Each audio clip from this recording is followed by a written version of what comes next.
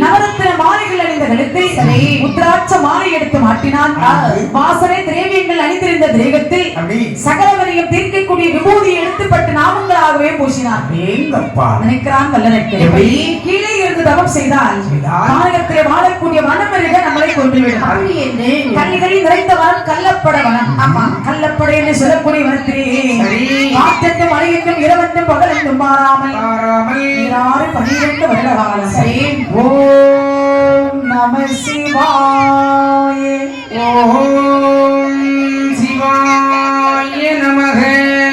இந்த பஞ்சாட்சர மந்திரத்தை உச்சரித்து அம்மா தவம் இருக்கின்றான் வல்லரக்கு. 12 வருடம் பகவானை வேண்டுகிற போது இவனுடைய தவமானது காற்றிலே கலந்து கைலாச மலையெங்கும் அக்கினி சோலையாகவே வளர்ந்து நிற்கிறது. அப்போது பார்த்தார் பகவான் என பார்வதியை பார்த்து சொல்லுகின்றார். சுவாமி, நேரமே போகல. சரி, ஏதாவது ஒரு விளையாட்டு விளையாடினால் என்ன? நமக்கு பிடித்த விளையாட்டு சொக்கட்ட மாட்டோம். அப்படியா? ஆமா. இன்னைக்கு கொஞ்சம் மாத்தி விளையாடுவோமே. என்ன விளையாட்டு? கபடி விளையாடுவோமா?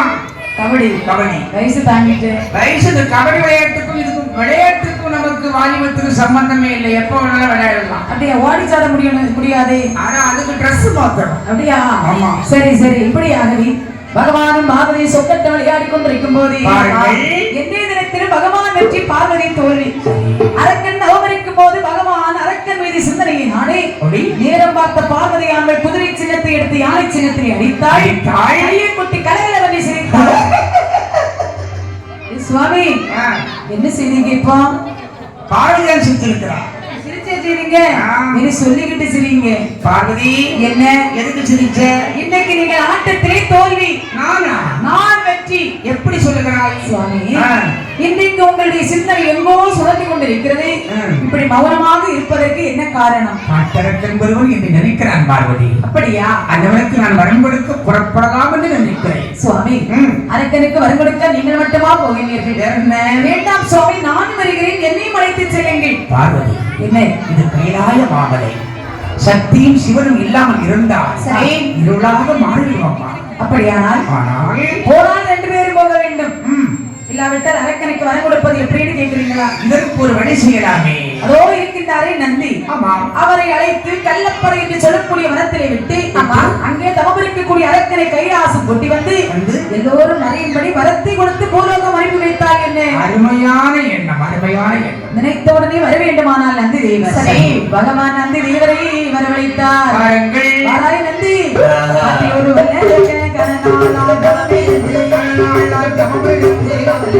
நம்மை தேடுறானே,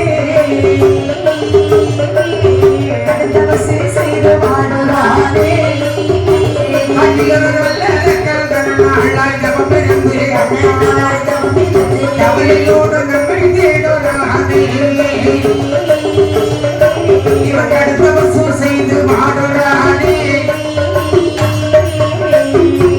ஆத்திரத்துடன் நடந்து அடவிதமில் சென்றல்லவோ,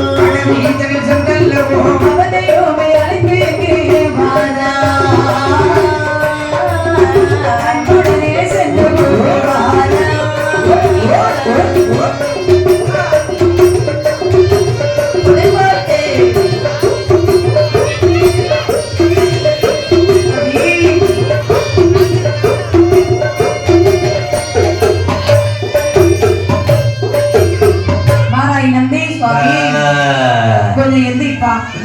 உனக்கு ஒரு வேலை. கள்ளப்படை என்று சொல்லக்கூடிய வனத்திலே என்னை நினைத்து ஒரு பக்தனானவன் 12 வருட காலம் தவத்தை செய்து வாடுகிறார். அந்த மனுக்கு வரம் ஒன்று கொடுக்க வேண்டும். அவருடைய மதி திரும்புவதற்கு முன்பாக கைலாசம் அழைத்து வர வேண்டும். வருகிறேன். சரி, ஆ, அடியவனுக்கு இந்த கோலத்தை மாற்றித் தரக்கூடாதா? நந்தி, ஐயா, நீ எப்போது கோலம் மாற வேண்டும் என்று என்னை நினைக்கிறாயோ அந்த கோலம் உனக்கு உடனே மாறும். சென்று வருகிறேன் என்ற போது சரி. இந்த நந்தி தேவர் பூலோகத்தில் வாழக்கூடிய ஒரு முனிவராக சுமைகின்றார். சாமி. தலை மொட்டை, நெத்தியிலே பட்டை, காலில் மரகட்டை, இடையிலே காவி சட்டை, திரேகத்தில் காவி சட்டை, கழுத்தில் ருத்ராட்ச மாலை. ஆமா, கைலாச மலையிடந்து காடு மேடு குன்றுக்குமடு ஆறு இடவை சாலை சோலை எல்லாம் தாண்டி கள்ளப்படை என்று சொல்லக்கூடிய வனத்திலே வருகின்றார். ஓங்கிய பெரும் காடு கானகத்திலே வந்து பார்க்கும் போது புற்றிக்குள் இருந்து ஒரு சிவநாமம் கேட்கிறது. நமச்சிவாய மந்திரம் நிற்கிறார் நந்திதேவர். இப்படி சிவநாமம் சொல்லக்கூடிய பக்தனை திடீரென்று அழைத்தால் கோபத்தை கொண்டு சாபத்தை போட்டு விடுவார். ஆமா, கைதொட்டால் பகவான் பேரிலே ஒரு பாடலை பாட வேண்டும். அது அவருடைய காதலை கேட்கும். ஆமா, சிவன் வந்து விட்டார் என்று நம்முடைய பாதத்தில் விடுவார். அழைத்து கைலாசம் போகலாம் என்று அதற்கன் தவத்தின் அருகிலே நின்று ஆண்டவர் பேரிலே அழகான ஒரு பாடலை பாடுகின்றார். சரி. ஏழையல் முகம் பாரா, ஏழையல் முகம் பாரா, பரமேசா ஜெகதீசா, ஏழையல் முகம் பாரா, ஏழையல் முகம் பாரா, ஏழையல் முகம் பாரா, ஜெகதீசா பரமேசா, ஏழையல் முகம் பாரா. காளை வாகினே உபதையாளாய், காளை வாகினே உபதையாளாய், கருணை கடலே பாவா, ஏழையில் முகம் பாரா.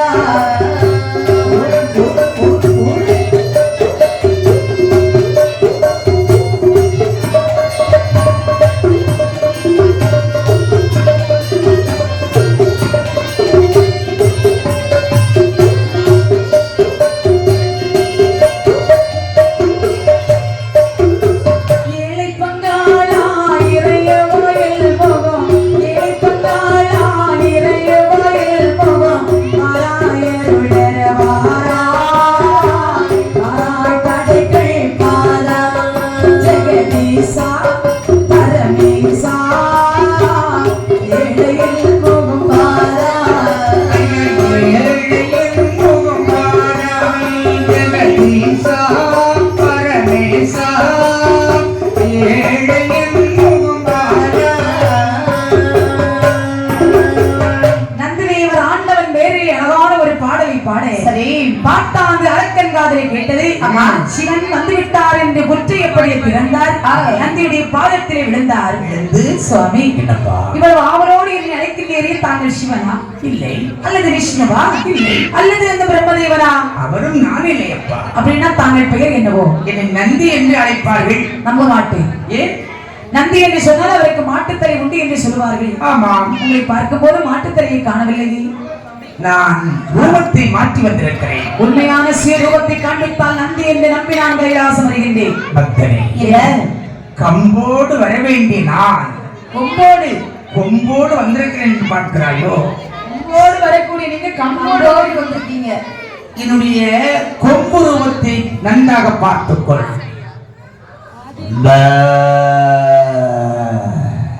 சுவாமி, அசல் மாடு மாதிரியே இருக்கீங்க. பக்தனை என்ன நம்புகிறாயா? நம்பினேன் நாதனை. வாருங்களோ. இதோ வருகிறேன் என்று அனைத்தனும் நந்தியும் அழைத்துக் கொண்டு எங்கே வருகிறார் பாருங்கள். சொல்லுங்கள். ஏகபலகாதவளே